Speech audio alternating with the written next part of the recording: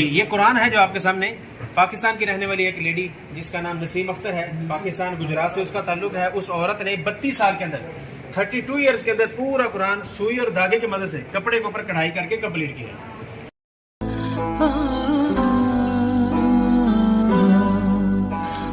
جگہ پر جو ہے وحی کا نزول شروع ہوا. اسی جگہ پر اللہ کے نبی صلی اللہ علیہ وسلم بیٹھا کرتے تھے. قرآن مجید کا بھی نزول اسی جگہ پر شروع ہوا. حرا تیرے راستے ہیں اب بھی مہکتے کہ تو میرے آقا کے جلووں کی جا ہے. تیری یہ بلندی نظر سے ورا ہے کہ تو میرے آقا کے تلووں کی جا ہے. حرا تیری راہوں میں پل کے بچھاؤں کہ تو میرے آقا کے قدموں کی جا ہے. فلک تیری چوٹی کو جھک جھک کے چومے، فلک تیری چوٹی کو جھک جھک کے چومے کہ تو میرے آقا کے سجدوں کی جا ہے.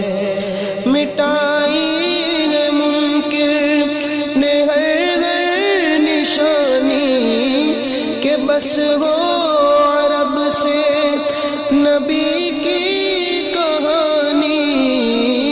مٹائی ہے منکر نے ہر نشانی کہ بس ہو عرب سے نبی کی کہانی.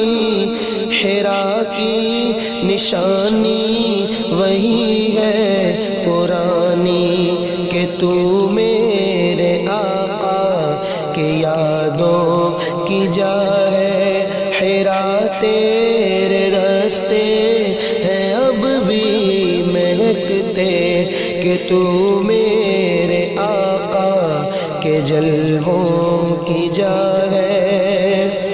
حرا کیا سہانے ہے تیرے نظارے کہ تجھ میں پیغمبر نے کئی دن گزارے.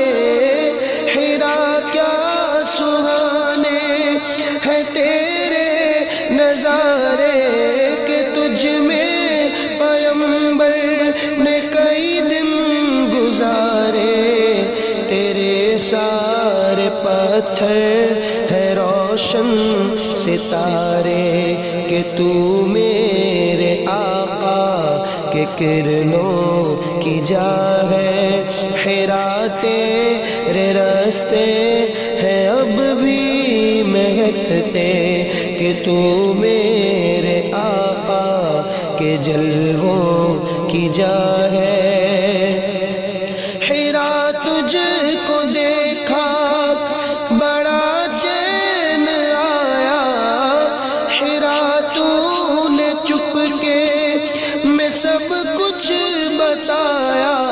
حرا تجھ کو دیکھا بڑا چین آیا.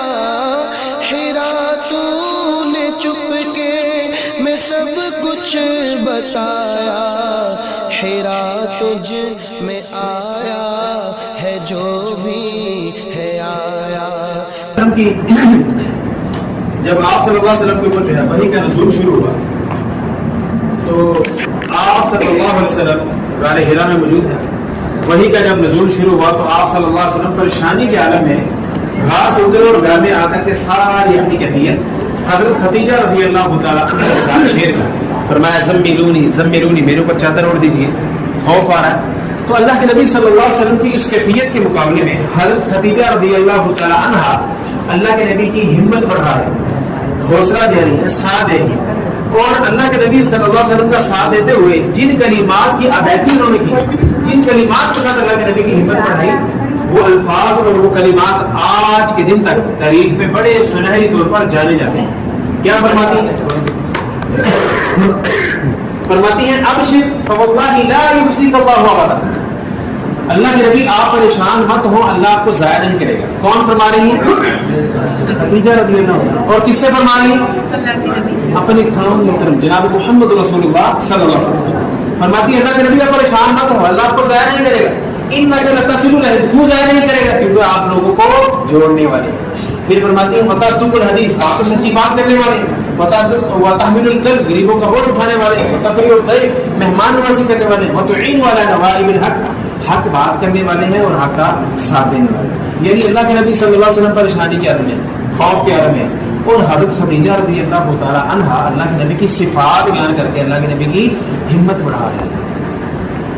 ہمارے لیے قابل غور بات یہ ہے کہ جس طرح آج سے 1400 سال پہلے حضرت خدیجہ رضی اللہ تعالی عنہ نے ان کلمات کے ساتھ اللہ کے نبی کی ہمت بڑھائی, حوصلہ دیا, ساتھ دیا, کیا ان چیزوں کی آج معاشرے میں رہتے ہوئے ہماری ماں بہن بیٹی کو بھی ضرورت ہے کہ نہیں ہے؟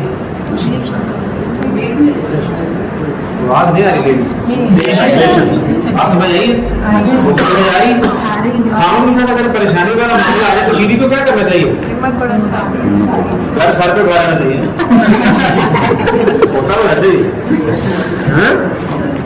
ساتھ دینا چاہیے, گھر سر پہ اٹھانا چاہیے, ساتھ دینا چاہیے, ہمت بڑھانی چاہیے. خامد کے ساتھ پریشانی آئی تو بیوی کو ساتھ دینا چاہیے, بیوی کے ساتھ آئے تو خامد کو. ایون کے معاشرے میں رہتے ہوئے ہمارے جتنے بھی ریلیشن ہیں, کسی کے ساتھ بھی مشکل وقت آئے تو ہمیں اس کی جو ہے ہمت بڑھانی چاہیے, حوصلہ بڑھانا چاہیے, ساتھ دینا چاہیے. لیکن بڑے دکھ سے کہنا پڑتا ہے کہ آج ان چیزوں کی بڑی کمی محسوس ہوتی ہے. آج ہوتا کیا ہے کہ اگر کسی سے کوئی غلطی بھی ہو جائے تو ہم اس کو پھر پکڑتے ہیں, پھر اس کو چھانٹتے ہیں, پھر ہم اس کو گروپوں میں شیئر کرتے ہیں کہ اس نے یہ کیا. ہاں, اپنے اندر کیا ہے اس کی خبر نہیں ہے کہ میرے اندر کتنی غلطی ہے, اس کی خبر نہیں ہے. دوسروں کی غلطیاں ڈھونڈنے میں رہتے ہیں. نہیں محترم بھائیوں اور بہنوں, ہونا ہمیں یہ چاہیے اگر کسی سے کوئی غلطی اور کمی کوتاہی ہو جائے ہمیں اس کو چھپانا چاہیے. آج اگر اس سے غلطی اور کمی ہوئی ہے تو کل مجھ سے بھی ہو سکتی ہے, آپ سے بھی ہو سکتی ہے. تو اس لیے ہمیں چاہیے ایک دوسرے کی غلطی کو چھپانا چاہیے, ایک دوسرے کی ہمت بڑھا کر کے جو ہے ایک دوسرے کے ساتھ مثبت پہلو اختیار کر کے اپنے ریلیشن کو مضبوط کرنا چاہیے. اللہ ہم سب کو عمل کی توفیق عطا فرمائے. آمین. آئیے. تو میرے آقا کے سانسوں کی جا ہے, حرا تیرے راستے ہیں اب بھی مہکتے, کہ تو میرے آقا کے جلووں کی جا ہے.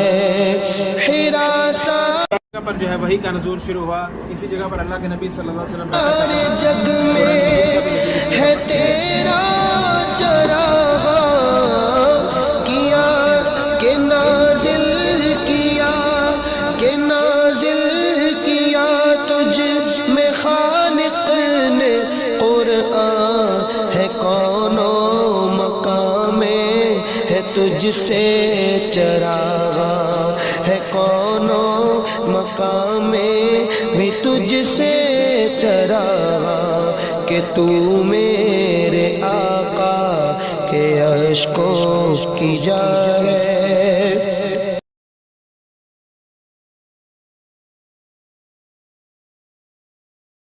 بھی آگے آ جائے.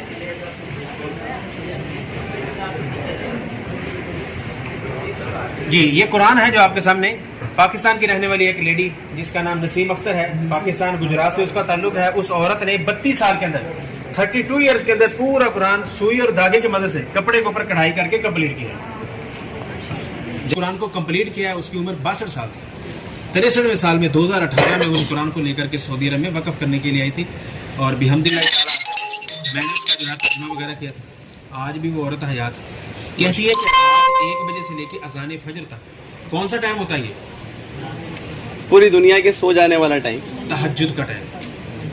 تہجد کے ٹائم میں بیٹھ کر کے اس عورت نے 32 سال میں یہ قرآن کمپلیٹ کیا. ہمارے لیے ایک سوال یہ ہے کہ اس عورت نے 32 سال قرآن مجید کی خدمت کی. کتنے سال؟ آج تک ہم نے قرآن کی کتنی خدمت کی ہے؟ معذرت کے ساتھ بڑے دکھ سے یہ بات کہنا پڑتی, جس معاشرے میں آج ہم رہ رہے ہیں, پاکستان, انڈیا, نیپال, بنگلہ دیش, پوری دنیا کی میں بات نہیں کرتا, اپنے اس معاشرے کی جو ہے وہ بات کرتا ہوں. ہمارے اس معاشرے میں 90% 90% لوگ ایسے ہیں جنہیں قرآن سے طرح پڑھنا نہیں آتا.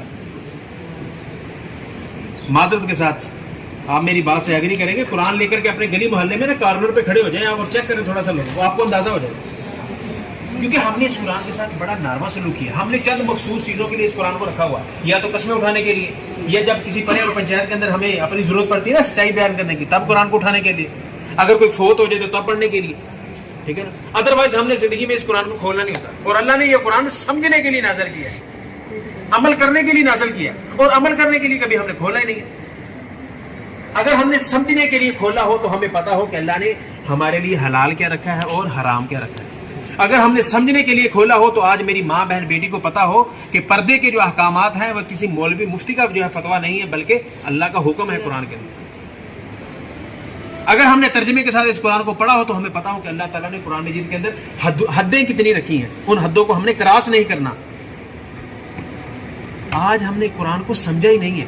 ہم نے اپنے بچوں کو پڑھایا ہے, اسکول کی تعلیم دلوائی ہے, انگلش, کمپیوٹر سائنس, سارا کچھ. شریعت ان چیزوں سے منع نہیں کرتی, آپ بالکل پڑھائیں انہیں, اعلیٰ تعلیم دلوائیں, لیکن ان سارے علوم کے پڑھانے سے پہلے کس علم کا حق ہے؟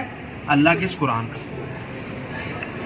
بندے اپنا آپ جائزہ لینا ہو نا تو بندہ اپنے گریبان میں جا کر کے یہ چیک کر سکتا ہے کہ مجھے قرآن کتنا آتا ہے. اگر ہم نے 10 لوگوں کے سامنے کھڑے ہو کر کے ہمیں 2 یا 4 لائنیں پڑھنی پڑے نا, اگر تو آپ پڑھ سکیں تو سمجھ لیجیے آپ کی حالت بہتر ہے. اگر نہ پڑھا جائے تو پھر نموشی کی اور شرمندگی کی جو حالت ہوگی وہ ہمارے سامنے ہوگی. تو آپ لوگ عہد کرتے ہیں انشاءاللہ کہ کم از کم روزانہ جو ہے قرآن مجید کو جو ہے جتنا زیادہ سے زیادہ ٹائم دیا جا سکا دیں گے انشاءاللہ پڑھیں گے انشاءاللہ. اللہ ہم سب کو پڑھنے والا اور عمل کرنے والا آمین. اور حرا کل قیامت میں دینا گواہی کہ یہ تیرا آصف بھی ہے اب حرائی. حرا تجھ میں ہوتی ہے مشکل کشائی. حرا تجھ میں ہوتی ہے مشکل کشائی کہ تو میرے آقا کے کرموں کی جا ہے. حرا تیرے راستے ہیں اب بھی مہکتے کہ تو میرے آقا کے جلووں کی جا ہے.